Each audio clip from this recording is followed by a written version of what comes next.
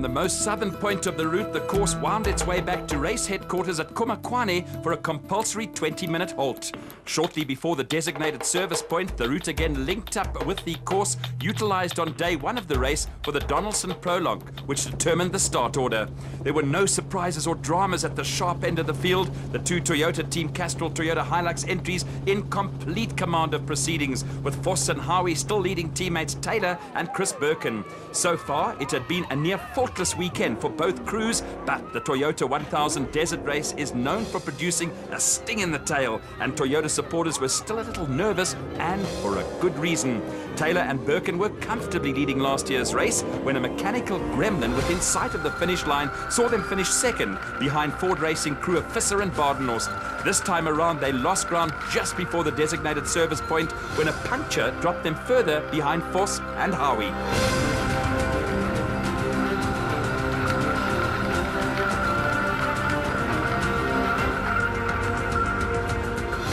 The big motorized bat of former South African champion Evan Hutchison and Dani Stassen was still in control of the special vehicle category, with the pair also leading the Dakar Challenge. After the early puncture that saw them give up the Dakar Challenge lead, Christian de Plooy and Henk Janssen van Vieren had encountered no further problems, and an impressive performance from the young Pretoria crew had given them a tight hold on third place among the production vehicles. Behind them, De Bruyn and Hicho had also turned in their best performance of the season, and by contrast to the previous day, the McLaren XL Toyota Hilux still running with most of its body panels intact. De Bruyn and Hicho were keeping at bay defending champions Visser and Badenhorst, who had not been able to make much headway in the Ford Racing Ranger. The status quo hadn't changed for Van Staden and Lawrenson in the Atlas Copco bat. They were still a solid second behind Hutchison and Stassen in the special vehicle category and trailed the leaders by around 4 minutes. For their part, the Atlas Copco crew were comfortably clear of Quinton and Cully Sulwald, who had quietly gone about consolidating their hold on third place amongst the special vehicles. Considering that he was having only his fourth outing as a driver in the elegant fuel bat, it was an encouraging display from the younger of the Sulwalds, who had 2 South African titles to his name as co-driver. The Sulwalds were running ahead of another father and son combination in Nick and Ryan Harper, who were having their best outing of the season in the Motorite Revo 4x4, previously campaigned by Hutchison and Stassen.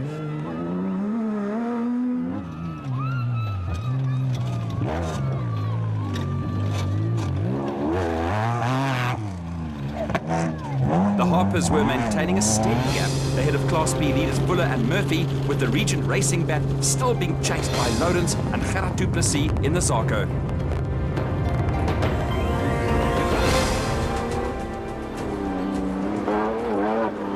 A little cameo performance was developing between Venter and Palmer in the 4x4 Mega World Toyota Hilux and Woolridge and Huxtable in the second of the Ford Racing entries.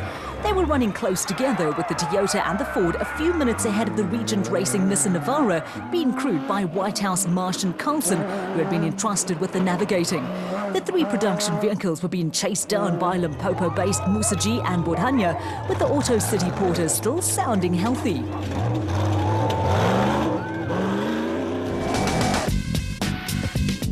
Toyota's hopes of finally getting a monkey off their backs took another step forward when Duncan Voss and Rob Howie were first into the designated service point at Komakwane. So far, the only blemish on the Toyota report card was surrendering first place on the Donaldson Prologue to RFS BMW pair of Hannes Grobler and Henny Testierger.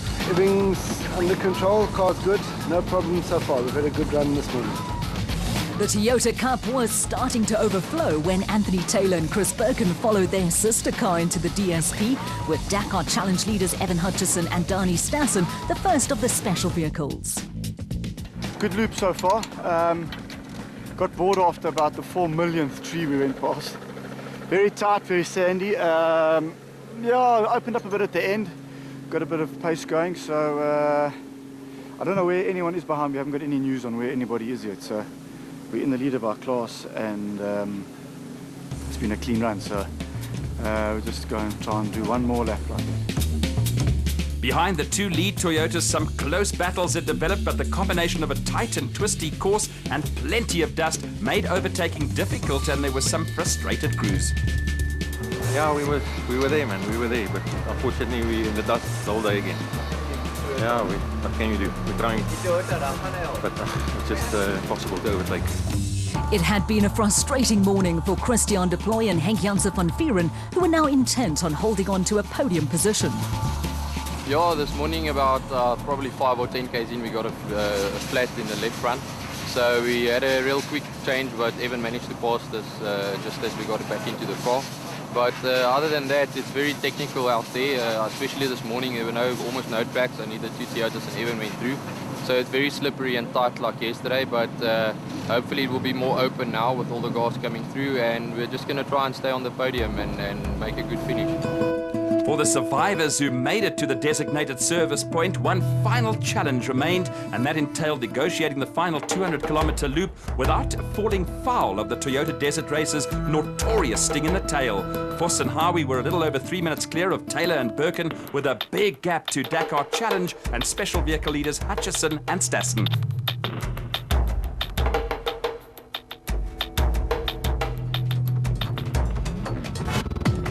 The final loop of the Toyota Kalahari Botswana 1000 Desert Race started with Toyota supporters holding thumbs and praying to the racing gods. The end of a 13-year drought for the factory team was in sight, with the two Team Castrol Toyota Hilux entries 1 and 2 on the road.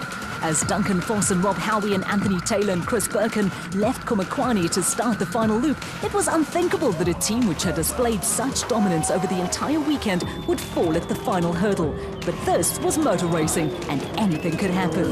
To illustrate the point that anything could happen, Hutchison and Stassen were in trouble. As they left the service park, the alternator on the motor right back packed up, and the pair were running without radio communications and GPS navigation. Hutchison and Stassen were literally running on a wing and a prayer, and Christian de Plooy and Henk Janssen van Vieren were still very much in the Dakar Challenge picture. Now chasing after the RFS BMW were Chris Visser and Jaapie Badenhorst, who were only seconds behind in the Ford Racing Ranger. Nothing much had changed throughout the day for Johan van Staden and Mike Lawrenson in the Atlas Copco Bat. They were still running in a solid second place amongst the special vehicles and had been there all day. Behind the Atlas Copco car, the De Bruyn Hugo Maikaran Toyota had finally lost a body panel or two, with the Northwest crew leading the ever-steady Quinton and Cully Solvalt, who had a tight grip on a special vehicle podium finish. The Solvalts were around 4 minutes clear of Nick and Ryan Harper in the Motorite Revo, with the father and son combination still running ahead of Class B leaders Richard Fuller and Dennis Murphy in the Regent Racing Bat.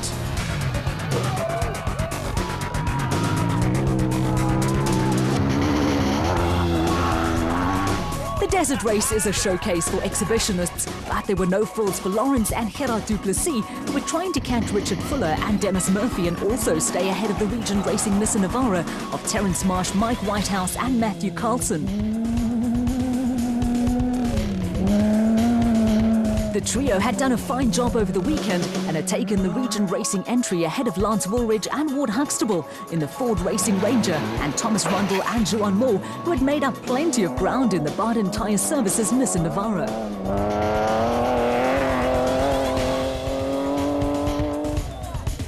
A workmanlike performance had paid dividends for Louis Weichelt and Maret Bezuidenhout, who were firmly in control of Class D in the N1 4x4 Toyota Land Cruiser. Behind the Land Cruiser, the ever-aggressive Colin Matthews and Alan Smith were continuing to push hard in what had turned into an adventurous outing for Class B championship leaders. After their Racing Section 1 trials and tribulations, Matthews and Smith fought a rearguard action to finish second in Class P and keep a 100% finish record this season. Naeem Musaji and Rehan Bodania were a little less adventurous than Matthews and Smith, but did enough to stave off the attentions of Dion Fent and Ian Palmer in a 4x4 Mega World Toyota Hilux that was looking a little battle-scarred and suffering severe fuel starvation problems that almost cost them the race.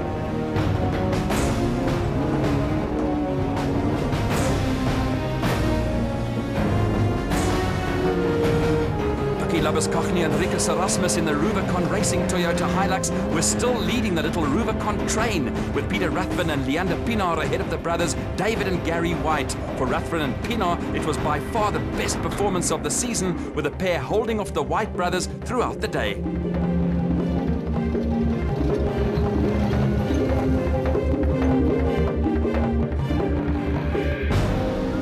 Perseverance paid off for Archie Rutherford and Gerard Skutter in the SA Warranties Nissan Navara, with South African champions Herman and Richard Sowald salvaging valuable championship points in the elegant Fuel Porter.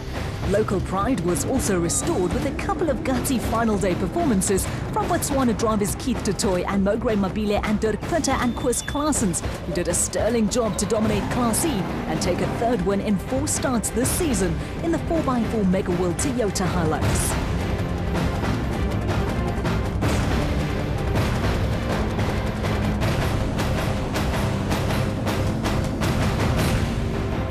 Toyota prayers were finally answered when Duncan Voss, Rob Howie and Anthony Taylor, Chris Birkin were given a rapturous welcome at the finish and ended with a flourish to compete a crushing 1-2 triumph for the factory Castrol Toyota squad. Behind them, Evan Hutchison and Donnie Stassen held on to win the special vehicle category and win a free entry into next year's Dakar Rally in South America. It was a prize worth around 250,000 Rand, and the reception given the competitors by the huge crowd at the finish again underlined the popularity of the Toyota 1000 Desert Race in Botswana.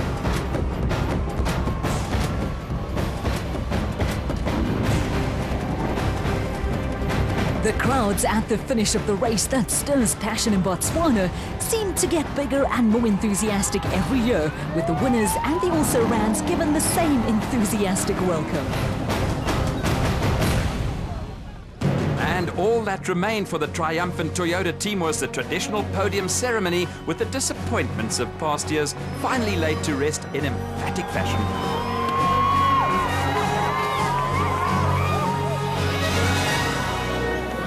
Look, it's a great weekend for us. You know, we've tried hard, we've prepared hard for this race. It's an important one for Toyota to win. So the pressure was on us. We knew what type of conditions to expect. We set the cars up accordingly, and we're really ecstatic to have won this race.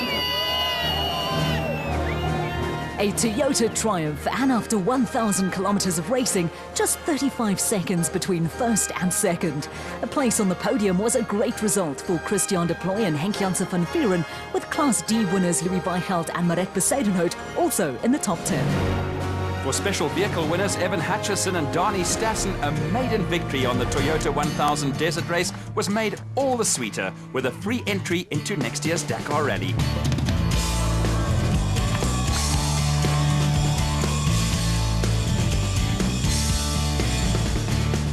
Yeah, well chuffed. 7 years, eh? I've been to this race for 7 years and I've never managed to win it. So, yeah, I'm relieved and very excited, very much so. Final scoring in the special vehicle category and a comfortable margin of victory for Hutchison and Stassen. A solid 5th place saw Richard Fuller and Dennis Murphy, the only Class P crew to make it into the top 10. Next week on Inside Off-Road Racing, we take you behind the scenes at the Toyota Kalahari Botswana 1000 Desert Race. Catch all the action right here on Supersport, your world of champions.